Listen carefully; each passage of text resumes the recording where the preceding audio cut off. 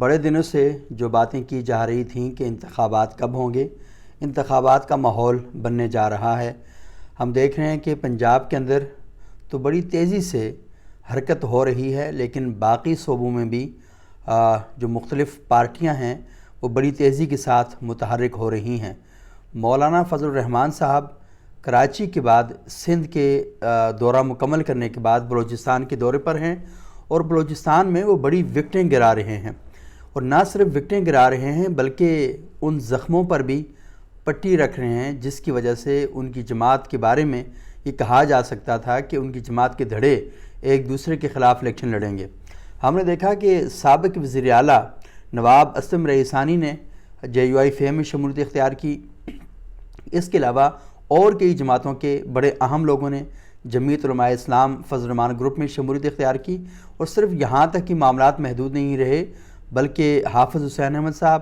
جنہیں 2 برس پہلے مولانا محمد خان شیرانی صاحب، مولانا گل نصیب صاحب اور مولانا شجاع الملک صاحب کے ہمراہ پارٹی سے نکال دیا گیا تھا، مولانا فضل الرحمان صاحب کی پارٹی کے رہنما مولانا عبدالباسط صاحب کی رہائش گاہ پر حافظ حسین احمد صاحب کے ساتھ ملاقات ہوئی۔ اس ملاقات میں حافظ حسین احمد صاحب کے صاحبزادے اور جمعیت علماء اسلام بلوچستان کے اہم اور سرکردہ رہنما سارے موجود تھے، اور وہاں پر یہ ملاقات ہوئی، بڑی خوشگوار ماحول میں ملاقات ہوئی۔ حافظ حسین احمد صاحب نے جمعیت علماء اسلام میں دوبارہ شمولیت اختیار کی ہے، اور مولانا فضل الرحمان صاحب نے انہیں ویلکم کہا ہے۔ حافظ حسین احمد صاحب پاکستانی سیاست میں ایک بڑے بزہ سنج آدمی ہیں۔ سینٹ میں اور قومی اسمبلی میں جب حافظ حسین احمد صاحب موجود ہوتے تھے تو اپنے جملوں کے ذریعے اور اپنے خاص قسم کے مخصوص فقروں کی وجہ سے وہ جانے پہچانے جاتے تھے، اور وہ اپنی بات کو طوالت کے بجائے اختصار سے کرنے کا ہنر اور فن جانتے تھے، اور پاکستان کی مذہبی سیاست میں ان کا ایک بڑا ہی اہم نمایاں جو کردار ہے وہ سب سے کے سامنے آتا تھا۔ وہ جمعیت علماء اسلام کے مرکزی ترجمان رہے، اور وہ اس عہدے پر رہیں یا نہ رہیں، لیکن وہ جب بھی بولتے تھے تو جمعیت علماء اسلام کی بھرپور ترجمانی کرتے تھے۔ جب جمعیت علماء اسلام سے ان کا اخراج کیا گیا تو اس کے بعد مولانا محمد خان شیرانی صاحب کی ملاقات ہوئی عمران خان صاحب کے ساتھ، اور یوں لگا کہ جیسے مولانا فضل الرحمان صاحب کے حلقے کے اندر، یعنی ان کا جو مذہبی ووٹ بینک ہے اور ان کا جو مذہبی حلقہ ہے، اس میں ایک بہت بڑی دراڑ پیدا ہو جائے گی، اور خصوصاً مکتبہ دیوبند کا جو ووٹ بینک ہے مولانا فضل الرحمان کی طرف جو جاتا ہے اس میں ایک دراڑ پیدا ہوگی۔ لیکن اب حالات ایسے بن رہے ہیں اور صورتحال ایسی سامنے آ رہی ہے کہ شاید اب یہ جو خوش فہمی اور خوش گمانی تھی تحریک انصاف کی جانب سے وہ شاید پوری نہ ہو سکے۔ تو حافظ حسین احمد صاحب کا جمعیت علماء اسلام میں واپس شمولیت اختیار کرنا کوئی چھوٹی خبر نہیں ہے اور کوئی معمولی خبر نہیں ہے کہ جسے آسانی کے ساتھ نظر انداز کیا جا سکے، اگرچہ کہ میڈیا میں صرف ٹکر چلے ہیں، لیکن یہ ایک پورے پروگرام کا متقاضی ہے کہ مولانا فضل الرحمان صاحب اپنی صفیں از سر نو درست کر رہے ہیں، اور ان لوگوں کے ساتھ از سر نو رابطہ بحال کر رہے ہیں جن کے ساتھ ان کے جو معاملات تھے پارٹی کے لیول پر وہ خراب ہو رہے تھے۔ اور اس کے ساتھ ساتھ گزشتہ دنوں مولانا فضل الرحمان صاحب پر اس وجہ سے بڑی تنقید کی گئی کہ ان کی پارٹی کے جو خیبر پختونخوا کے گورنر بنائے گئے ہیں حاجی غلام علی، تو بہت سے کالم نگاروں نے بھی لکھا اور پاکستانی سیاست کے اندر بھی سوال اٹھایا گیا کہ موروثیت کی بات کی جاتی ہے لیکن خاندان کے لوگوں کو نوازا جا رہا ہے۔ تو میرا خیال یہ ہے کہ اس محاذ پر بھی مولانا فضل الرحمان صاحب اس پروپیگنڈے کا توڑ کرنا چاہ رہے ہیں اور ان ساری چیزوں کو روکنا چاہ رہے ہیں جو ان کے خلاف بڑے زبردست طریقے سے اور بڑے آرگومنٹ کے ساتھ پھیلائی جا رہی ہیں۔ لیکن بہرحال مولانا فضل الرحمان صاحب میدان سیاست کی وہ شخصیت ہیں کہ جو حالات کو اپنی مرضی کے مطابق وہ لے کر چلنے کا فن اور ہنر جانتے ہیں، اور آنے والے الیکشن میں مولانا فضل الرحمان صاحب جس طریقے سے انہوں نے قدم اٹھانے شروع کر دیے ہیں تو لگتا ہے کہ خاص لوگوں کو بڑے خاص قسم کے سرپرائز مولانا فضل الرحمان صاحب کی طرف سے ملنا شروع ہو جائیں گے، اور وہ اپنی جماعت کو جس طریقے سے از سر نو اکٹھا کر رہے ہیں، اور وہ جسے خود ایک بار انہوں نے کہا تھا ڈاکٹر شاہد مسعود صاحب نے،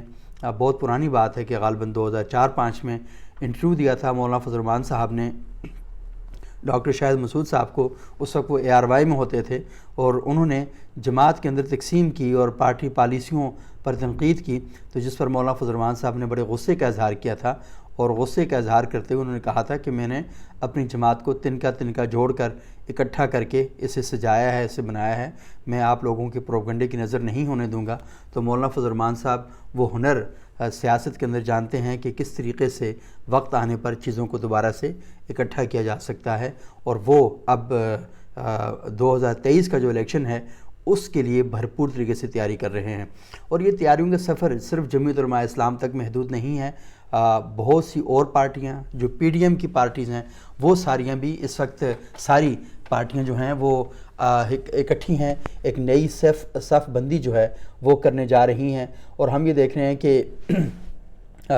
عمران خان صاحب کی طرف سے بھی جو بمبارڈمنٹ ہے وہ سخت ہوتی جا رہی ہے، اور وہ اب باجوہ صاحب کے خلاف پورا ایک ماحول بنا رہے ہیں۔ اور آج بھی جو انہوں نے بات کہی ہے جس میں انہوں نے کہا ہے کہ جنرل باجوہ کہتے تھے کہ اگلی باری نون لیگ کی ہے اور ان کو NRO2 انہوں نے دی ہے، تو عمران خان صاحب نے اپنی طرف سے یہ تیاریاں کرنا شروع کر دی ہیں کہ وہ باجوہ صاحب کو پر ان کے کندھوں پر سارا جو ہے یہ ملبہ جو ہے ان گرا کے وہ اپنے لیے ایک ماحول جو ہے بنائیں گے۔ ظاہری طور پر تو یہ کہا جا رہا ہے اور ماحول سارا ایسا بن رہا ہے کہ جس میں عمران خان صاحب ابھی بھی بہت سٹرونگ ہیں، لیکن ایسی صورتحال بھی پیدا ہوئی ہے کہ یہ جو خصوصاً توشہ خانہ کیس ہے، گھڑیوں کا سکینڈل ہے، باقی جو معاملات ہیں، اس میں عمران خان صاحب کی وہ شہرت تھی،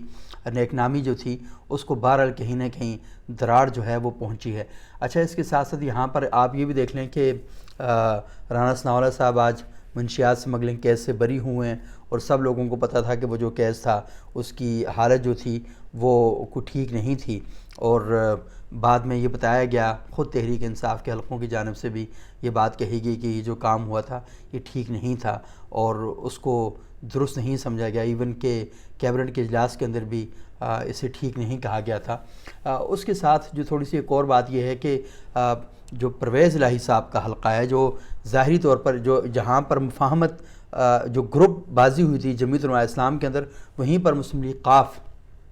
اس کے اندر جو گروپ بنے تھے وہ گروپ جو ہیں ان کے اندر بھی اب کنیکشن جو ہے وہ ڈیولپ ہونا شروع ہو گیا ہے، اور بڑی اس طریقے سے بات کی جا رہی تھی کہ جیسے انتخابات میں چودھری شجاعت حسین صاحب کسی اور جگہ کھڑے ہوں گے اور چودھری پرویز الہی صاحب کسی اور جگہ کھڑے ہوں گے، اب دوبارہ سے بات چیت کا جو عمل ہے اس کا آغاز ہو رہا ہے۔ اور آج چودھری سالک حسین صاحب کی نواز شریف صاحب سے ملاقات ہوئی ہے، چودھری شجاعت حسین صاحب کا بڑا اہم